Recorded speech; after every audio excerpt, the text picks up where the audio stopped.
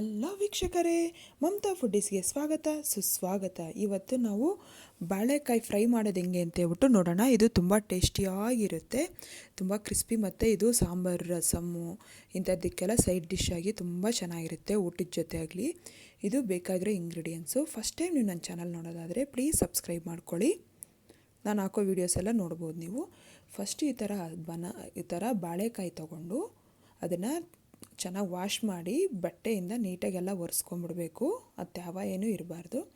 ಈಗ ಅದಕ್ಕೆ ಕೈಗೆ ನಾವು ಅದು ಏನೂ ಹಾಕ್ಬಾರ್ದು ಅಂತೇಳ್ಬಿಟ್ಟು ಕೈಗೆ ಎಣ್ಣೆ ಹಚ್ಕೊತಾ ಇದ್ದೀನಿ. ಅದು ಅಂಟಾಗುತ್ತೆ ಅನ್ನೋ ಇದು ಟಿಪ್ಸ್ ಅಷ್ಟೇ. ಅದು ಬಾಳೆಕಾಯಿಗೆ ಸಿಪ್ಪೆ ಎಲ್ಲ ನಾನು ಈ ಥರ ತೆಗಿತಾ ಇದ್ದೀನಿ.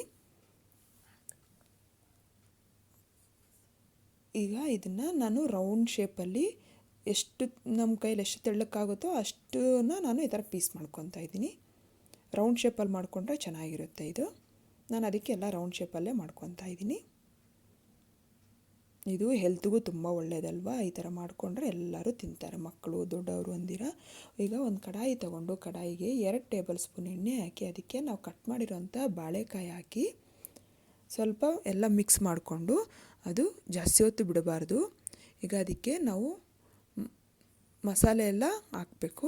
ಇದಕ್ಕೆ ಅರ್ಧ ಟೀ ಸ್ಪೂನಷ್ಟು ಅರಿಶಿನದ ಪುಡಿ,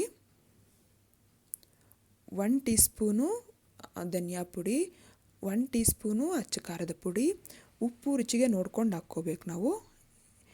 ಹಾಕಾದ್ಮೇಲೆ ಎಲ್ಲ ಸ್ವಲ್ಪ ಮಿಕ್ಸ್ ಆಗೋ ಥರ ಬಾಳೆಕಾಯಿಗೆ ಮಸಾಲೆ ಎಲ್ಲ ಅಂಟೋ ಥರ ನಾವು ಮಿಕ್ಸ್ ಮಾಡ್ಕೋಬೇಕು. ಈಗ ಅದಕ್ಕೆ ಚಾಟ್ ಮಸಾಲ ಒಂದು 1/4 ಟೀ ಸ್ಪೂನಷ್ಟು ಹಾಕ್ತಾಯಿದ್ದೀನಿ ನಾನು. ಇದು ಹಾಕೋದ್ರಿಂದ ಒಳ್ಳೆ ಫ್ಲೇವರು ಮತ್ತು ಚೆನ್ನಾಗಿರುತ್ತೆ ಟೇಸ್ಟು. ಹಾಕ್ಬಿಟ್ಟು ಲಿಡ್ ಕ್ಲೋಸ್ ಮಾಡಿ ಅದನ್ನು ಒಂದು 5 ನಿಮಿಷ ಲೋ ಫ್ಲೇಮಲ್ಲಿ ನಾವು ಫ್ರೈ ಮಾಡ್ಕೋಬೇಕು. ಈಗ ಆಗಿದೆ, ಒಳ್ಳೆ ಅರೋಮ ಬರ್ತಾಯಿದೆ ನೋಡಿ, ಎಷ್ಟು ಚೆನ್ನಾಗಾಗಿದೆ ಅಂತೇಳ್ಬಿಟ್ಟು. ಇಷ್ಟೇ ಆಗಿದೆ. ಈಗ ನಾನು ಸರ್ವಿಂಗ್ ಪ್ಲೇಟ್ಗೆ ಸರ್ವ್ ಮಾಡ್ಕೊತಾ ಇದ್ದೀನಿ.